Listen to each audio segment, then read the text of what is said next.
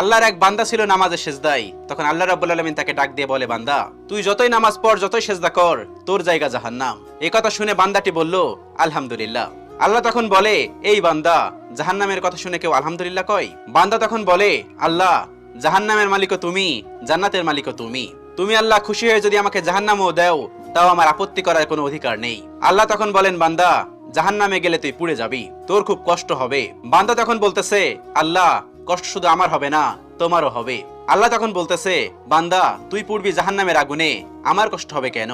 বান্দা তখন বলে, আল্লাহ, কোনো মায়ের কোল থেকে যদি কোনো বাচ্চা পানিতে পড়ে যায়, তাহলে কোনো মাই দূরে দাঁড়িয়ে থাকতে পারে না, দৌড়ে গিয়ে বাচ্চাকে কোলে নেয়। আমার বিশ্বাস ওই মায়ের চেয়ে কোটি কোটি গুণ দয়া তোমার বেশি। আমাকে জাহান্নাম দিলে তুমিও আল্লাহ শান্তি পাবে না। আল্লাহ তখন বলে, বান্দা, এই দলিল তুই কই পাইলি? বান্দা তখন বলে, আল্লাহ, আমাদের জাতির পিতা ইব্রাহিম আলাইহিস সালাম তোমার প্রেম মুখে নিয়ে যখন নমরুদের আগুনে পড়ে গেল, তার আগেই তুমি বলে